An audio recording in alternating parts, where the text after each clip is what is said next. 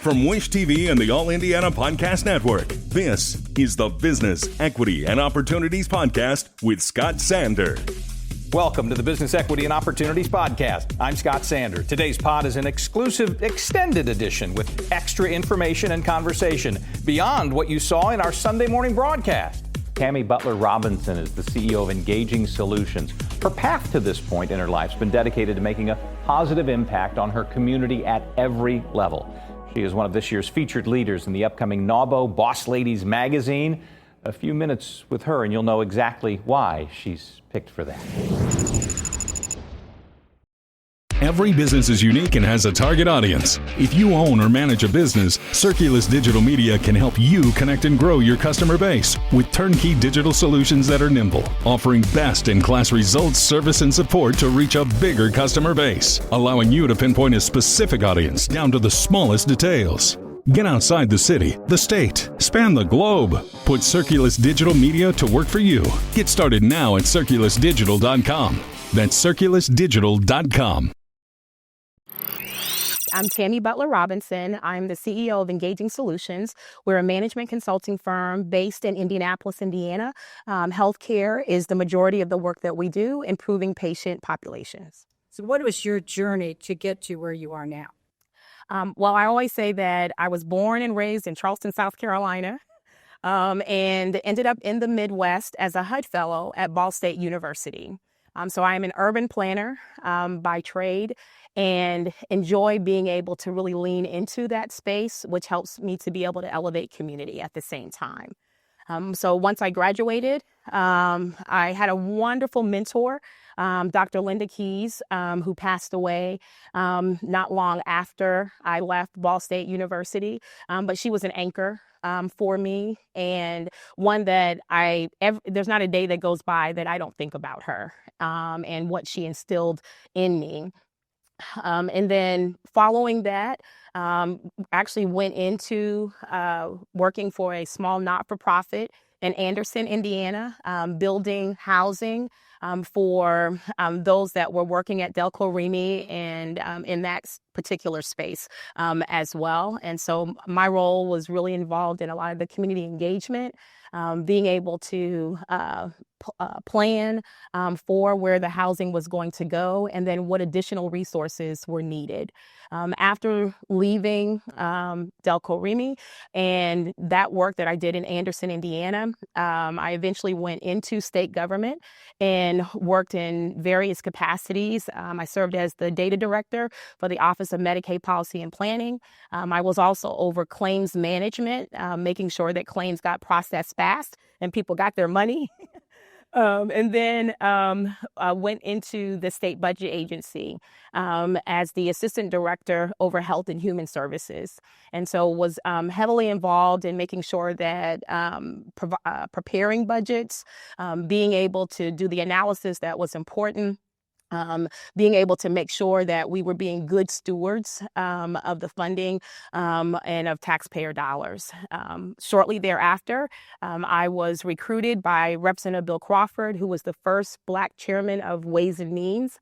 And so I served under him, and it just took me to a whole nother place of understanding about advocacy, about policy making, and what is important for the least of these. Being able to make sure that there is equity in the processes that we engage in and that we respect and look out for everyone. When did you as an entrepreneur, what did that light go on that you knew that you could still serve, but you could actually make a living at this? It was a day off from the state, which was Martin Luther King Day. And on that day off, my business partner, now business partner, Vanita Moore and Deborah Simmons Wilson, and we started having a conversation and just said, hey, it's a day off. Let's sit down, pull out some notebook paper, some Post-it pads, and what can we create to create a legacy for our families? And by the time we were done with that day, we had really charted that path, and Engaging Solutions was born that day. And the community embraced us tremendously. And, I always say that no man is an island, that it takes all of us, even for the personal goals that we may have in our day-to-day journeys, but for someone else to be able to hold our hand, lift us up, and help us to be able to reflect and understand what the future looks like. And so several of both minority-owned businesses, women-owned businesses, as soon as they heard that our doors were open, really began to connect and encourage and ask, what can we do to help? There were people that gave us laptops. Indiana Black Expo allowed us to have discounted space in their building as we were starting out as an entrepreneur. And we made sure that as we continue to grow and get our footing, that we would give back to community. And so Engaging Solutions does just that. Every year we give back what many call a tithe to community, being able to make sure that we sow into the Community Alliance on the Far East Side or the International Marketplace on the West Side of town, to make sure that we are staying connected to community, that we are elevating community, and most of all, being able to make sure that there's love to go around. Well, it's certainly easy to understand why you were selected to be a part of the leadership of the NAWBO and part of this upcoming magazine. I mean, that is an esteemed group that you're a part of. What do you feel about that group and about the leadership that we are now able to shine a light on? NAWBO was very instrumental for me, and I would say in many ways it changed parts of my trajectory in regards to leadership and how to lead. I started out, I was recruited by another female leader and said that, hey, you need to be a member of NAWBO. And I said, okay, I started thinking about, my time, and is this something that I could commit to? And then after I had that very first meeting and connecting, and the energy that was in the room and the love, and it felt like my people, right? In a space that I wanted to be in a space that I could thrive in, but also be able to learn and share in a way that was sacred, is what it felt like. And so through that, gaining a lot of relationships, being able to really understand what the needs of other people in the organization, other women in the organization were, got involved in a subcommittee to be able to participate in programming and programmatic aspects. I also became a in leadership for the Governmental Affairs Committee, understanding that I came out of government, and particularly seeing bills become a law and how it impacts people, and making sure that there's a voice for everyone. And so as a result, I joined the NAWBO Governmental Affairs Committee, and then eventually became a co-lead on the Governmental Affairs Committee. And so we spent a lot of time making sure that we were advocating for women, advocating for their rights, making sure that there was literacy and understanding in regards to how to navigate and to be able to stand up for yourself, and to advocate also on behalf of others at the same time. Why is it so very important that women and men, business owners in particular, are paying attention to what's going on? And why is now this the perfect time to be shining this light on this group? The time is now. And the reason why the time is now is that there's a lot of risk and a lot of setbacks that could actually happen, where progress is being deterred instead of progress being made. And in that regard, we have to continue to be knitted together. We need to have those late night chats and early morning coffees to really define and say, what is the path forward? How can we elevate our sisters and our brothers as well? And looking for solutions to ensure that the strides that have been made and the sweat equity of others that came before us doesn't get lost. And so it's important for the conversations to continue, but not just conversations, but actions. And for us to be able to show up and make sure that we're advocating on behalf of not just the present, but also the future. What is the passion that warms your heart, that gets you motivated to continue the work that you're doing? I have two sons. So Brian Jr., he recently graduated from Purdue University. He's a mechanical and robotics engineer. And when I went through divorce, he had what was called a brain break. He could not reconcile what was happening he's like, I never even heard you all have an argument. So it doesn't make sense. And so as an engineer, he couldn't reconcile it. And so it took us some time, working with health professionals to walk it through and to get him back to reconciliation. And when I think about the journey that he took and the way that he fought and the way that others also galvanized around us, where people brought food to the hospital. And I remember I would always bring pictures and I would say, hey, this was you as the captain of the Mount Vernon football team. This was you when you were in the Boy Scouts, to bring that piece of reflection. Sometimes stress and things will come in such a way where it can literally knock you out, both mentally and physically. And there's going to take something that has to anchor you to get you back to center. And so for him, we were given 1 hour each day to come and visit him.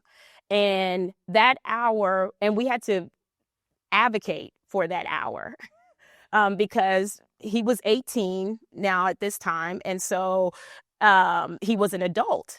And we were not to come. And I said, the only way that our son, will recover is if we are present with him. And so we were able to escalate it all the way to the CEO of the hospital. And one thing I tell people is that it's so true. Don't take no for an answer. It's important to advocate and to advocate for people that cannot advocate for themselves.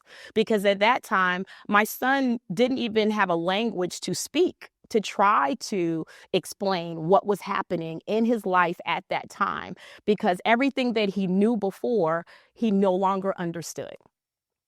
And so as a result, people really, they started just showing up once again. And I know I keep talking about people, but we can't do this work alone. And you need somebody in your corner. You need somebody that's going to say a prayer that you didn't even know God said, or a word of encouragement, or a reminder to someone that, hey, I saw that job was open. I'm willing to give you a recommendation. I know this person that can be able to help you. And while at the end of the day, you still have to stand on your own to interview and get the job, but someone at least opened a door that you could walk through. And that's what it all comes down to when we talk about community, when we talk about elevating others. When we talk about in this season that we're in, where it has taken us down a very negative path, but then we have to reflect back and say, who am I? Who am I authentically? Who am I going to show up as today? And the person that I show up as today should consistently be the person that I am. And so we can't be wavered by the things that we see that could allow us to fret. There's a book that I have and it says, fret not yourself of evildoers. And that's the way that we have to operate, that we're not scared, because he didn't give us the spirit of fear. He gave us power, he gave us love, and he gave us a sound mind. And that's what we have to operate in the work that we do, and bring others along and encourage them too, because they may not understand. And so it's spending time with people. Sometimes we're all in the rat race. and I'm guilty myself sometimes where it's like, oh, I didn't call that person back. I was supposed to return that email. But we have to take some time to stop, because at the end of the day, it's about people. It's about caring for them. It's checking on them, because so much is happening. And if someone doesn't reach out, then someone could slump into a very dark place with all that is happening in the world. And there has to be lights that are shining that say, hey, we're good over here. Step on over, because that's important.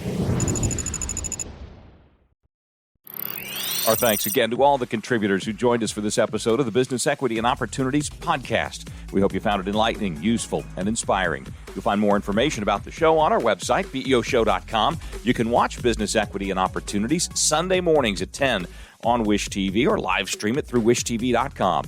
Each week we provide 7 full segments with topics ranging from how to get started and how to access capital to the day-to-day running of your business and questions about accounting and bookkeeping. We feature business news and trends and always share a success story from one of our contributors. Join us next time for more insights into the world of small business. Be sure to sign up for our Business Equity and Opportunities newsletter to get even more valuable, up-to-date information. And if you have any questions or you'd like to be part of our show, please email us. The address is beo@wishtv.com. We'd love to hear from you. I'm Scott Sander. Thanks for listening. Watch the Business Equity and Opportunity Show on Wish TV and access all of our content and share it on demand anytime at beoshow.com. You can find more podcasts from Wish TV on the All Indiana Podcast Network at allindianapodcastnetwork.com.